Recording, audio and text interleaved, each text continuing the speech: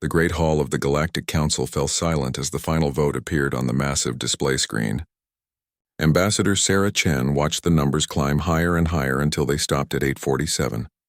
Every single member species had voted the same way. Humanity was banished from civilized space. Chairman Vexhi's 4 eyes blinked slowly as he read the official statement. His voice echoed through the chamber without emotion. The Council finds that humanity poses a continuing threat to galactic stability. Their unpredictable nature, excessive emotional responses, and dangerous tendency toward innovation make them unsuitable for membership in civilized society. Sarah Chen stood up from her seat in the human section. She was alone now. The other human diplomats had been recalled weeks ago when the trial began. The alien representatives expected her to shout, to argue, to make one of those passionate speeches humans were known for. Instead, she simply nodded. "The Human Federation accepts the Council's decision," she said in a calm voice. "We request 6 months to evacuate our colonies and withdraw from all Council territories." The silence in the hall grew deeper.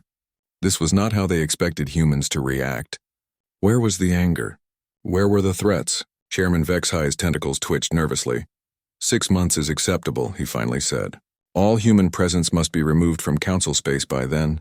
Sarah Chen bowed slightly. It will be done. She gathered her papers and walked out of the hall. Her footsteps echoed in the silence behind her. Within hours, the evacuation began. On every human world, in every space station, at every research facility, the same message arrived. Pack everything.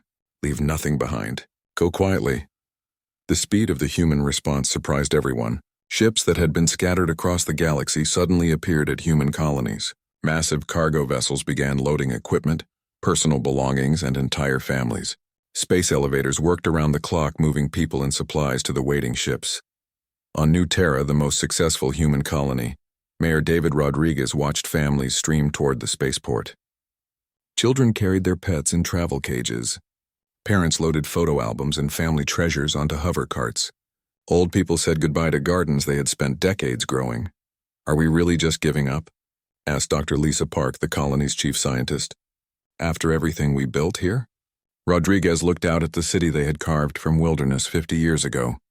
The gleaming towers, the green parks, the schools where human and alien children had played together. Sarah's orders were clear. We leave quietly and with dignity. But this is our home too, Dr. Park said. Was our home, Rodriguez corrected. Now we make a new one. Across the galaxy, similar scenes played out on dozens of worlds. Human traders closed their shops and transferred their businesses to alien partners. Human teachers said goodbye to their students and handed over their lesson plans. Human doctors finished treating their patients and trained replacements in their techniques. The aliens watched with growing confusion. They had expected protests, legal challenges, maybe even violent resistance. Instead, humans packed their belongings with the same efficiency they showed in everything else. They left detailed instruction manuals for the equipment they could not take. They paid all their debts and honored all their contracts right up to the departure date. Captain Maria Santos commanded one of the last ships to leave the Kepler system. As her vessel pulled away from the mining station where she had worked for 10 years, she sent a final message to the Tharaki manager who was taking over operations. All the equipment is in perfect working order, she said. The maintenance schedules are programmed into the computers. The safety protocols are clearly marked. You should have no problems. Manager Clickstar watched the human ship disappear into hyperspace. The mining operation continued exactly as before. The automated systems hummed along perfectly. Everything was running smoothly. On the diplomatic station orbiting Proxima Centauri, Ambassador Chen made her final report to Earth. All human personnel have been evacuated from Council space. All facilities have been transferred to local authorities. All agreements have been terminated according to legal requirements. President Martinez appeared on the communication screen from Earth. Any sign of regret from the Council? None, Chen replied. They seem relieved that we left so quietly. I think they expected us to cause problems. Maybe we should have, Martinez said with a bitter smile. Chen shook her head. No, we leave with our dignity intact. Let history judge whether they made the right choice. The final human ships gathered at the edge of known space. Thousands of vessels formed up in convoy formation. Families said goodbye to the galaxy that had been their home for generations. Young people wondered what lay beyond the galactic rim. Scientists excited about new discoveries mixed with families mourning lost homes. Admiral Chen, Sarah's sister, commanded the lead ship. She opened a channel to the entire human fleet. "Citizens of humanity," she said, "today we begin a new chapter. We leave behind a galaxy that could not accept our differences. We go forward to build something better." The ships turned toward the darkness beyond the galactic edge and began their journey into the unknown. Behind them, the civilized galaxy settled into peace and order. Trade routes that humans had managed were transferred to other species.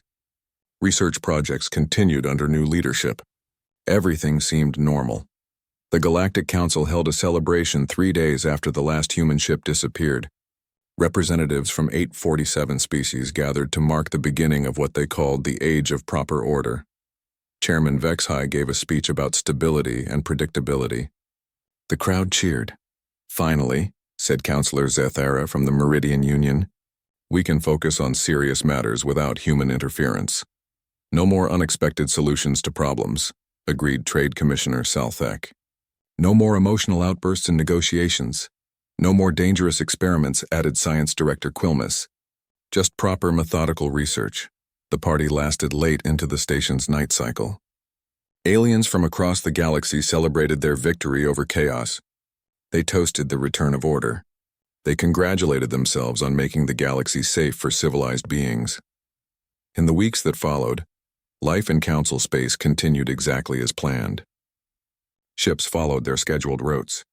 Research proceeded according to established protocols. Diplomats conducted business with proper formality. Everything was predictable, orderly, and efficient. The aliens were pleased with their decision. They had removed the disruptive element from their society.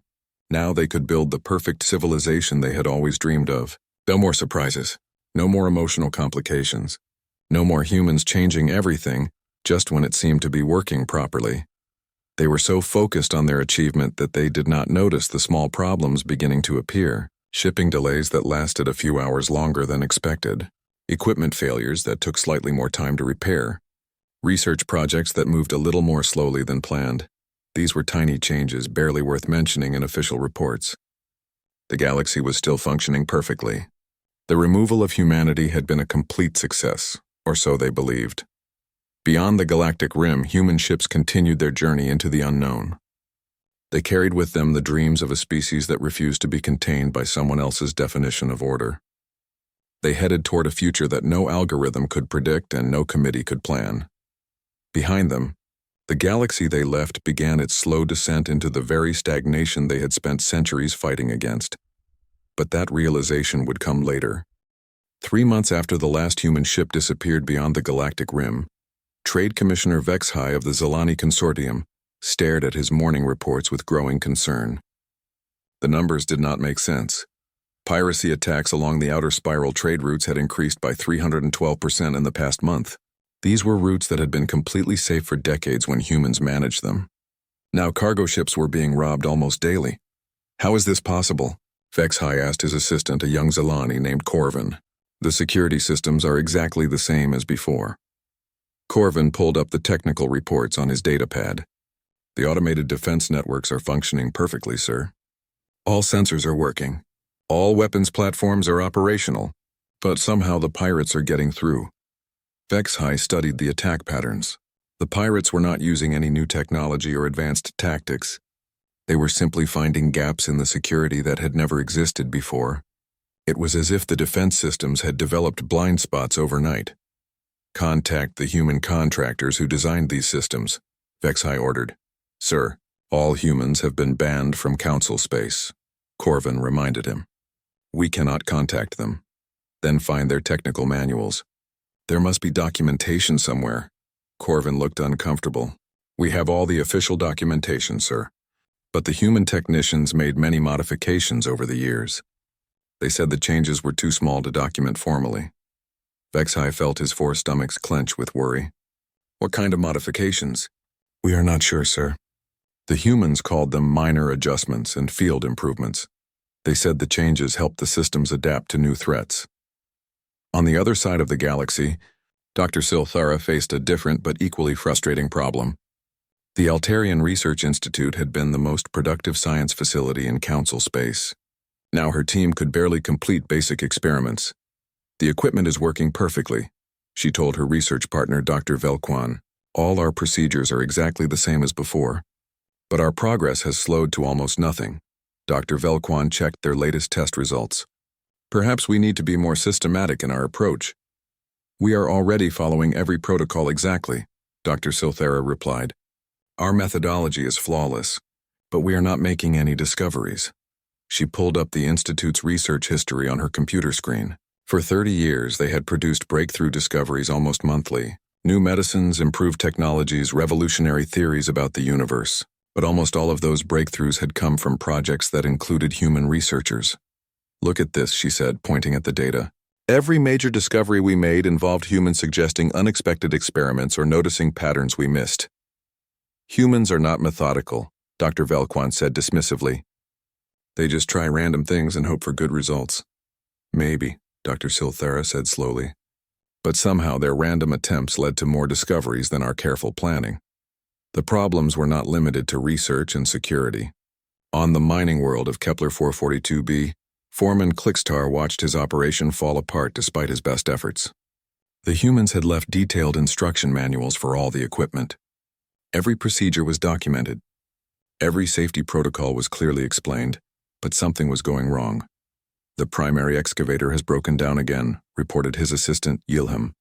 That is the 4th time this week. Clickstar checked the maintenance schedule on his datapad. The automated systems show everything is working perfectly. The machine should not be failing. The human supervisor used to check the excavator every morning, Yilham said. She would make small adjustments to the settings. What kind of adjustments? Clickstar asked. Yilham looked through the old work logs. The records just say routine calibration and minor optimization. Nothing specific. Clickstar felt frustrated. The humans had followed all the official procedures, but they had also done dozens of small tasks that they never bothered to document. They seemed to know intuitively when something needed attention, even when the computer said everything was fine. Try to contact the human who used to work here, he ordered. Sir, humans are banned from Council space, Yilham reminded him. Even communication with them is now illegal. The same story played out across hundreds of worlds. Factories that had run smoothly for decades began experiencing unexpected breakdowns. Transportation systems developed mysterious delays. Power plants required constant repairs despite having perfect maintenance records. In every case, the problem was the same. The automated systems and documented procedures worked exactly as designed. But the humans had been making countless tiny adjustments that were never recorded in any manual. They had been solving problems before those problems became serious enough to trigger official alerts. Councillor Zathara called an emergency meeting of the Economic Committee. Representatives from dozens of species gathered to discuss the growing list of operational difficulties. These are just temporary adjustment problems, insisted Trade Director Morgath. Every major change causes some disruption. The systems will stabilize once we adapt to operating without human interference. How long will that take? Asked Mining Commissioner Tolvar. My operations are losing money every day.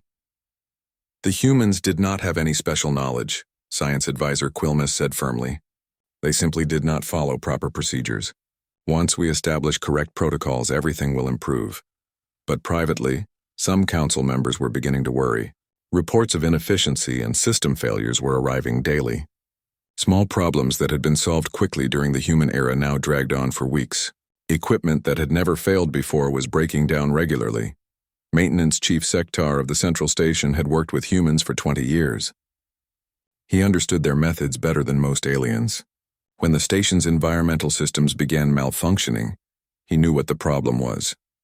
The humans did not just follow maintenance schedules, he explained to Station Commander Welthax. They listened to how the machine sounded. They felt for vibrations that were not quite right. They noticed small changes that the sensors could not detect. That is not scientific, Commander Welthax replied. Proper maintenance follows documented procedures and sensor readings. Yes, sir, Sektar agreed. But the humans prevented problems before they became emergencies. Now we only know something is wrong when it fails completely. The commander was not convinced. Humans are too emotional to be reliable. Their intuitive methods are just guesswork. 3 weeks later, the station's main power generator exploded without warning. All the sensors had shown normal operation right up until the failure. The backup systems prevented a disaster, but the investigation found evidence that the generator had been developing problems for months. A human technician would have noticed the subtle signs and repaired it before it failed. Similar incidents began occurring throughout Council space. Systems that had been reliable for decades suddenly became unpredictable. The careful order that the aliens had worked so hard to achieve was developing cracks, but the Council leadership refused to admit there was a serious problem. They issued statements about temporary difficulties and adjustment periods. They promised that new procedures would solve all the issues. They insisted that removing the chaotic human element had been the right decision. The problems continued to grow. Dr. Silthera made one last attempt to understand what had changed. She reviewed every research project her institute had completed in the past 5 years. The pattern was clear and disturbing. Projects with human researchers had produced unexpected breakthroughs by exploring ideas that seemed illogical. Projects without humans had followed established methods and achieved predictable results. The difference was not just productivity, but the kind of discoveries being made. We are not thinking of new ideas, she realized. We are only improving old ones. Without humans to suggest wild experiments and pursue impossible theories, scientific progress had slowed to a crawl. The galaxy was becoming more efficient at doing what it already knew how to do, but it was losing the ability to discover anything truly new. The first cracks in galactic civilization were spreading, but most aliens still believed they could be repaired with better planning and stricter procedures. They did not yet understand that they had banished the very thing that kept their society from breaking apart. 1 year after the human exodus, General Thakmor of the Vorthak Empire stood in his command center watching his military fall apart. The massive display screens showed red warning indicators across half their territory. 3 different rebel groups had attacked their outposts in the past week, and his forces had failed to stop any of them. How did they break through our defenses? He demanded from his staff officers. Colonel Vextar consulted his tactical reports. Our forces followed standard attack protocols exactly, sir. Every maneuver was executed perfectly according to the manual. Then why did we lose? General Thakmor's voice echoed through the command center. The enemy used unexpected tactics, sir, Colonel Vextar said carefully. They did not follow conventional military doctrine. General Thakmor slammed his clawed hand on the console. Our doctrine has worked for centuries. It is based on mathematical analysis of optimal strategies. What he did not want to admit was that Vorthak military doctrine had worked because human officers had been there to adapt it when situations changed. The humans had never followed the rules exactly. They had modified tactics on the spot, found creative solutions to impossible problems, and somehow made the rigid Vorthak system flexible enough to handle real combat. Now, when battle plans failed, Vorthak commanders had no idea what to do next. They could execute the standard procedures perfectly, but they could not think of new approaches when the old ones stopped working. The military crisis was only one part of a much larger collapse. Entertainment systems across the galaxy had ground to a halt. For decades, human musicians, writers, and artists had created content that billions of aliens enjoyed. Other species had tried to copy human creativity, but their attempts produced boring, predictable results. On the pleasure world of Risa 7th, entertainment director Zelkor stared at the latest audience ratings with growing panic. Viewership had dropped by 78% in the past 6 months. Tourists were canceling their reservations. The planet's entire economy was based on providing entertainment, and suddenly nobody wanted what they were offering. What about the new shows produced by the Centauri Studios? Zelkor asked his assistant. The focus groups called them mathematically perfect but emotionally empty, the assistant replied. The plots follow all the established rules for successful entertainment, but audiences find them boring. Zelkor pulled up samples of human-created content from before the Exodus. The stories were unpredictable, sometimes illogical, and often broke established rules about proper narrative structure. But they were also exciting, moving, and memorable in ways that the new algorithmic content could never match. Can we hire human writers? He asked hopefully. Sir, humans are banned from council space, his assistant reminded him. Even hiring them as contractors is illegal now. The economic consequences spread far beyond entertainment. Human traders had managed many of the galaxy's most profitable trade routes, not because they had the best ships or the most money, but because they understood how to build relationships with different species. They had known which alien cultures valued personal friendship over formal contracts, which ones preferred detailed negotiations versus quick handshake deals.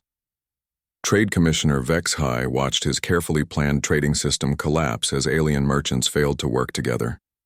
The Tharaki wanted everything in writing with legal guarantees. The Zilani preferred verbal agreements based on trust. The Meridians required complex ceremonial exchanges before any business could begin. Human traders had somehow navigated all these different requirements and made everyone happy. Now, with only algorithmic trading protocols to follow, most interspecies commerce had ground to a halt. The crisis deepened when environmental disasters began striking terraformed worlds. The planet Kepler 438b had been a lush paradise just 6 months ago. Now its ecosystems were collapsing as invasive species spread out of control, and native plants died from mysterious diseases. Dr. Rontel, the Altarian environmental scientist in charge of the planet, studied the catastrophe with growing confusion. All our biological models predicted a stable ecosystem, she told her research team. The computer simulations showed perfect balance between all species. Perhaps we made an error in our calculations, suggested her assistant. Dr. Rontel shook her head. I have checked every number a dozen times. According to all scientific analysis, this ecosystem should be thriving. What she did not understand was that human terraformers had never relied purely on computer models. They had used intuition, experience, and what they called gut feelings to make adjustments that no algorithm could predict. They had understood that living systems were too complex to be perfectly planned and had constantly made small changes to keep everything in balance. Without human terraformers making those constant adjustments, even the most carefully designed ecosystems began falling apart. The medical crisis hit next. The galaxy's first major pandemic in 2 centuries spread rapidly through the core worlds. The disease was not particularly deadly, but it caused severe neurological symptoms that left patients unable to work for months. Dr. Morgeth, head of the Galactic Health Organization, watched infection rates climb despite his best efforts. His teams followed every established protocol for disease containment. They had the most advanced medical technology in galactic history, but the pandemic continued spreading. Our treatment methods are not working, reported Dr. Sylvan from the Central Medical Facility. The standard antiviral drugs have no effect. Have you tried experimental treatments? Dr. Morgeth asked. Sir, experimental treatments require extensive testing and approval processes, Dr. Sylvan replied. It would take years to develop new medicines using proper procedures. Dr. Morgeth knew that human doctors had often used experimental treatments during emergencies. They had tried unusual combinations of existing drugs, tested radical new approaches, and somehow found solutions that conventional medicine missed. But human medical practices had been considered too risky and unscientific. Now, faced with a spreading pandemic, the aliens' careful, methodical approach was failing while people suffered. The problems cascaded through every aspect of galactic civilization. Agricultural systems that had fed billions began failing as crop diseases spread faster than scientists could study them. Transportation networks experienced increasing delays as automated systems failed to adapt to changing conditions. Even basic infrastructure began breaking down as maintenance schedules proved inadequate without human intuition to spot problems early. Counselor, Zathara called emergency. Sessions of the Galactic Council almost weekly, but the representatives had no solutions to offer. Every proposal involved more planning, better procedures, and stricter adherence to established protocols. The same approaches that had failed to prevent the problems in the first place. We need to be more systematic, insisted Science Director Quilmes during one heated debate. The problems are occurring because we are not following proper procedures. We are following every procedure exactly. Trade Commissioner Vex High shot back. The procedures are not working. Then we need better procedures, Quilmes replied stubbornly. A few council members began quietly suggesting that perhaps they had made a mistake in banishing humanity. But these voices were quickly silenced by the majority, who insisted that the problems were temporary and would be solved through better organization. Chairman Vexhai maintained public confidence in the Council's decisions, but privately he was beginning to worry. Reports of system failures, economic collapse, and social unrest arrived daily. The galaxy that had seemed so stable and orderly was falling apart at the seams. He pulled up historical records of previous galactic crises and made a disturbing discovery. Every major emergency of the past century had been resolved through human intervention, not through human technology or military power, but through their unique ability to find unexpected solutions and adapt to changing situations. The Meridian Plague had been stopped by human doctors who tried experimental treatments that violated every medical protocol.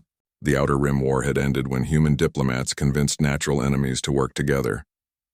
The great economic collapse had been reversed by human economists who ignored traditional theories and implemented radical new policies. In every case, the humans had succeeded by doing exactly what the Council had banned them for: being unpredictable, emotional, and innovative. Chairman Vexhai closed the historical files and stared out at the stars beyond his office window. Somewhere out there, beyond the galactic rim, humanity was building a new civilization. They had been gone for only 1 year, but already their absence was destroying everything the Council had worked to preserve. The galaxy was learning a painful lesson about the difference between order and stagnation. Without chaos to drive change, even the most perfect system would eventually break down, and they were running out of time to fix it. 18 months after the human exodus, the galaxy exploded into its first major war in over 2 centuries. The conflict began with a simple trade dispute between the Vorthak Empire and the Meridian Union over mining rights in the Outer Spiral. Within weeks, it had drawn in dozens of species and spread across 3 sectors.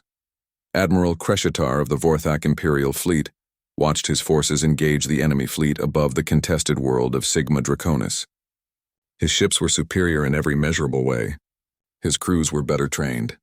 His tactics were mathematically proven to be optimal. But somehow he was losing. "Report from the 3rd Battle Group," his communications officer announced. "They have suffered heavy casualties and are requesting new orders."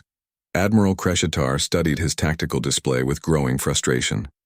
The enemy was not following any recognized military doctrine. Their movements seemed random, almost chaotic. But every time his forces tried to exploit what looked like tactical errors, they found themselves walking into traps. "Have they changed their attack pattern again?" he asked his tactical analyst. "Yes, sir. This is the 4th different formation they have used in the past hour," the analyst replied. "Our combat computers cannot predict their next move." What Admiral Kreshitar did not understand was that the Meridian forces were not following any plan at all. Their human military advisors had been banished along with all other humans. Now their commanders were improvising desperately, trying anything that might work. Their random tactics were succeeding precisely because they were impossible to predict. The war dragged on for months with neither side able to achieve victory. Both fleets were designed to fight according to established military principles. When those principles failed, they had no backup plans. The conflict that should have been decided in weeks became a grinding stalemate that consumed resources and lives with no end in sight. The war was just one symptom of the galaxy's deeper crisis. Council member Kalthus of the Meridian Union made a disturbing discovery while researching historical precedents for the current emergency. She had been looking for similar wars in galactic history to understand how they had been resolved. What she found changed everything. Every major crisis in the past century was resolved by humans, she told her research assistant, Dr. Velkun. "Not just some of them, all of them." Dr. Velkun looked skeptical. "Surely other species contributed to these solutions." Kalthus pulled up the historical records on her computer screen. "Look at the data. The Meridian Plague ended when human doctors ignored safety protocols and tested experimental treatments on themselves. The Outer Rim Rebellion stopped when human diplomats convinced 3 enemy species to form an alliance that everyone said was impossible." She scrolled through more examples. The Great Trade War, resolved by human economists who proposed a completely new monetary system that violated every established principle of galactic finance. The Zeta Reticuli incident, prevented from becoming a full war when human negotiators spent 6 months living with both sides and somehow got them to understand each other's perspectives, Dr. Velkun studied the files with growing unease. What about more recent crises? The same pattern, Calthus replied. The agricultural blight of 10 years ago. Solved when human scientists created hybrid crops that should not have been biologically possible. The Centauri system collapse. Prevented when human engineers built a solar stabilizer using improvised technology that no computer model said would work. The evidence was overwhelming and terrifying. For over a century, human unpredictability had been the galaxy's safety valve. When normal methods failed, when established procedures broke down, when logical approaches proved inadequate, humans had somehow found solutions that no one else could imagine. Now they were gone, and the galaxy was discovering what happened when an ordered system had no way to adapt to unexpected problems. The discovery came too late to prevent the next catastrophe. The Xerox Federation, desperate to end the ongoing war, decided to use their most advanced diplomatic protocol to negotiate peace. They had spent decades developing an algorithmic approach to conflict resolution that could analyze any dispute and propose optimal solutions. Ambassador Thelvar of the Xerox Federation arrived at the peace talks confident that their system would succeed where traditional diplomacy had failed. The computer algorithms had analyzed thousands of historical treaties and identified the mathematical principles behind successful negotiations. The talks lasted exactly 4 hours before they collapsed into chaos. Your proposed solution is completely unacceptable, declared General Thakmor of the Vorthak Empire. The algorithm indicates this is the optimal outcome for both parties. Ambassador, Thelvar replied calmly. Your algorithm does not understand Vorthak honor, General Thakmor growled. We cannot accept terms that make us appear weak to our enemies. Ambassador Thelvar consulted his computer tablet. Honor is an emotional concept that interferes with rational decision-making. The algorithm has eliminated such factors to achieve pure logical solutions. The Vorthak delegation walked out immediately. Within hours, they had declared war on the Xerox Federation as well. Instead of ending one conflict, the algorithmic diplomacy had started a new one. Human diplomats had succeeded because they understood that emotions, pride, fear, and cultural traditions were not obstacles to overcome, but essential factors to work with. They had spent time learning about alien cultures, building personal relationships, and finding creative compromises that satisfied everyone's emotional needs as well as their practical requirements. The algorithmic approach ignored all of these human elements and failed catastrophically. The independent systems alliance faced its own crisis as member worlds began withdrawing from the Confederation. The alliance had been held together by informal networks of trust and friendship, most of which had been maintained by human traders and diplomats. President Morketh of the Alliance Council watched his government fall apart as communication between member species broke down. The formal treaties that defined the alliance were still valid, but the personal relationships that made it actually work had disappeared with the humans. The Altarians are refusing to honor their defense commitments, reported his chief of staff. They say the formal language of the treaty is ambiguous. What about the Centauri? President Morketh asked. They are demanding renegotiation of all trade agreements. They claim the current terms are unfair. President Morketh knew that the treaties had always been ambiguous and the trade terms had never been perfectly fair. But human mediators had somehow made it all work by building trust between species that had natural reasons to distrust each other. Without those human connections, old grievances and suspicions were tearing the alliance apart. Food shortages plagued the core worlds as agricultural systems continued failing. The problem was not just crop diseases, but the loss of the innovation that had kept food production ahead of population growth. Human farmers had constantly developed new techniques, created new crop varieties, and found ways to grow food in challenging environments. Agricultural Director Sekvar watched food riots break out on 3 different worlds in the same week. The automated farming systems were producing exactly what they had been programmed to produce, but it was not enough to feed everyone. Can we increase production? He asked his technical staff. Not without modifying the existing systems, his chief engineer replied. But any changes would require extensive testing and approval processes. How long would that take? At least 5 years, sir. Maybe 10. Sekvar knew that human farmers would have found solutions in 5 weeks, not 5 years. They would have tried experimental techniques, improvised new equipment, and somehow increased yields despite all the technical limitations. Emergency sessions of the Galactic Council grew, increasingly desperate as representatives tried to find solutions to multiple simultaneous crises. The war continued to spread. The alliance was fragmenting. Food shortages were causing social unrest. Economic systems were breaking down. Medical research had stagnated just when new diseases were appearing. "We need to implement more systematic approaches," insisted Science Director Quilmes during one particularly heated session. "Systematic approaches are not working," Trade Commissioner Vexai shouted back. "Everything is falling apart despite our perfect procedures." "Then we need even better procedures," Quilmes replied stubbornly. Councillor Zethara stood up and spoke the words that many were thinking but none had dared to say. "Maybe we made a mistake. Maybe we should contact the humans." The chamber fell silent. For a long moment nobody spoke. Finally, Chairman Vexai broke the silence. The council voted unanimously to banish humanity. "We cannot simply reverse that decision because we are experiencing temporary difficulties." "These are not temporary difficulties," Zethara replied. "Our civilization is collapsing." "We can solve these problems without human chaos," the chairman insisted. "We just need to be more organized, more systematic, more logical." But privately, even he was beginning to doubt.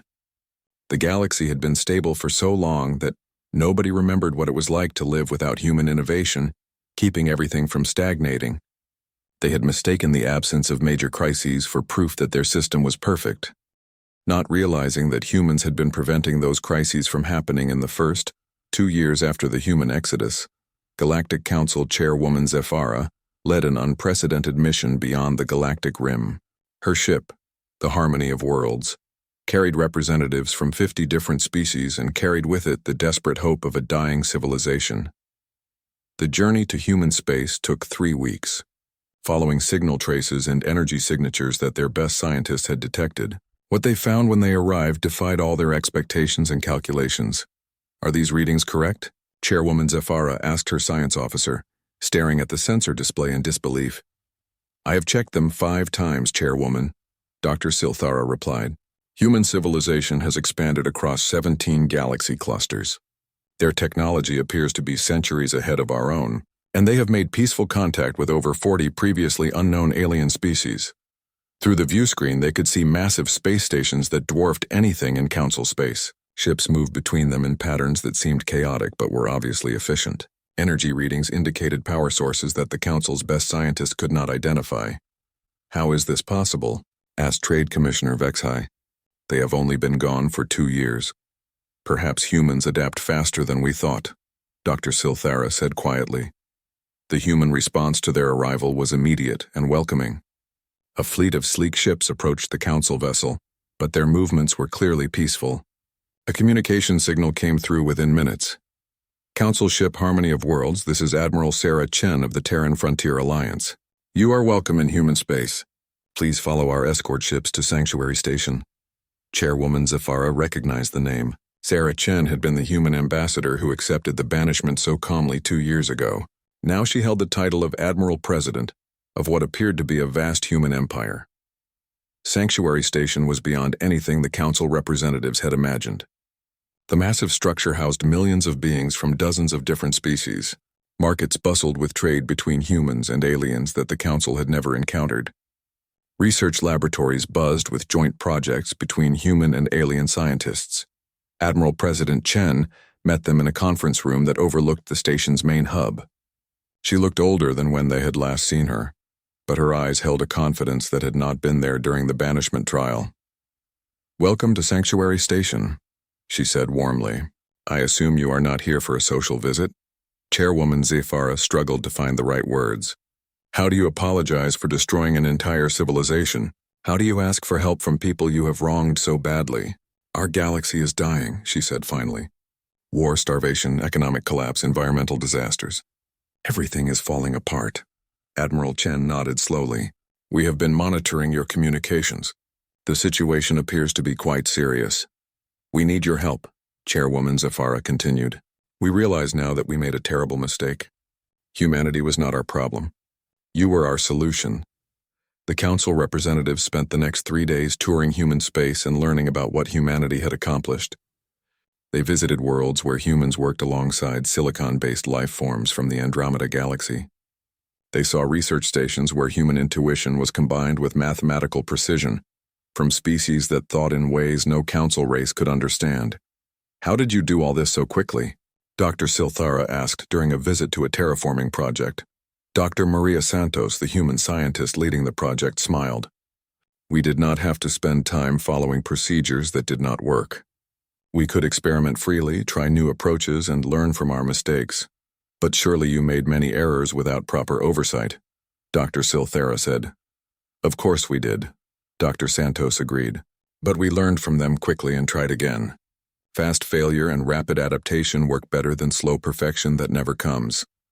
The alien representatives began to understand what they had lost. Human civilization had not just survived banishment. It had thrived because it was free to be what it naturally was, adaptable, innovative, and unafraid of change. On the third day, Admiral Chen called a formal meeting with the entire council delegation. She sat across from them in the same conference room where they had first met. But now the power dynamic was completely different.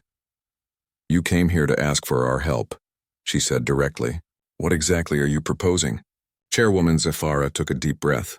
"We want humans to return to council space. We will rescind the banishment order and restore full membership to humanity." "As subjects of the Galactic Council?" Admiral Chen asked. "Yes, of course," Chairwoman Zafara replied. "With full representation and voting rights." Admiral Chen was quiet for a long moment. Then she shook her head. "That will not work. We can offer better terms," Trade Commissioner Vex High said quickly. "Expanded trade rights, priority status in council decisions." "You still do not understand," Admiral Chen said gently. "We told you that you were our chaos, but you never understood that you were our stagnation. You gave us order and we gave you growth. You offered us stability, and we provided you with hope. It was symbiosis, not parasitism." She stood and walked to the window overlooking the bustling station. "For centuries you kept us in line just enough to prevent us from becoming completely unpredictable. And we kept you moving forward just enough to prevent you from becoming completely static. Neither of us could survive alone for long." "Then come back," Counselor Zathara pleaded. "Help us rebuild what we destroyed." "We will help," Admiral Chen said. "But not as your subjects. We will come back as your equals, as partners in something new." She turned back to face them. "No more Galactic Council making decisions for everyone. No more rules that prevent species from being what they naturally are. We propose a new kind of organization. A confederation where different approaches to problems are seen as strengths, not weaknesses." Dr. Silthara leaned forward. "What would that look like?" "Chaotic human intuition working alongside methodical alien logic," Admiral Chen replied. "Emotional decision-making balanced by rational analysis. Innovation encouraged rather than controlled. Diversity celebrated rather than eliminated." The council representatives spent hours debating the proposal. Some worried about giving up the order and control they had worked so hard to maintain. Others argued that their system had already collapsed and they had nothing left to lose. In the end, desperation won over pride. "We accept your terms," Chairwoman Zafara announced. "How do we begin?" Admiral Chen smiled. "We start small. Joint colonies in the Outer Rim where humans and aliens work together as equals. Research stations where different ways of thinking can combine to solve problems neither could handle alone. Trade partnerships based on mutual benefit rather than council regulations." "And if these experiments succeed?"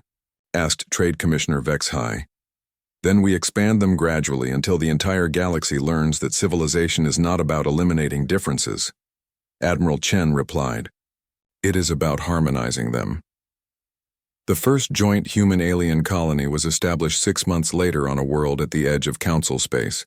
Human farmers worked alongside Thraki engineers and Altarian scientists to create something none of them could have built alone. The results exceeded everyone's expectations. Within a year, dozens of similar projects were underway. Human innovation combined with alien precision to solve problems that had seemed impossible. Economic systems that balanced efficiency with creativity.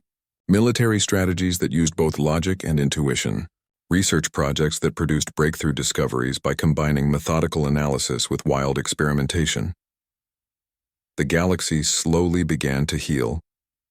The wars ended not through victory, but through creative compromises that satisfied everyone's needs. Food production increased as human innovation was combined with alien agricultural science. Medical research accelerated as emotional human doctors worked with logical alien researchers to find treatments that neither could develop alone. 5 years after the Exodus, the Galactic Council formally dissolved itself and was replaced by the Confederation of Worlds. The new organization had no single ruling authority and no universal laws. Instead, it provided a framework for different species to work together while remaining true to their own natures. Admiral Chen, now Director General of the Confederation, stood in her office looking out at a galaxy that was more diverse, more chaotic, and more alive than it had ever been before. Ships from hundreds of species moved along trade routes that combined efficiency with flexibility. Research stations produced discoveries that would have been impossible under the old system. Worlds flourished under the care of both human intuition and alien science. The galaxy had learned its most important lesson. True civilization was not about creating perfect order, but about finding the right balance between order and chaos, between stability and change, between the known and the unknown.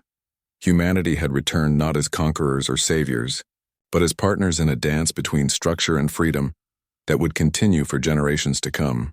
The future was unpredictable again, and that made it full of possibilities. For the first time in centuries, the galaxy was truly alive.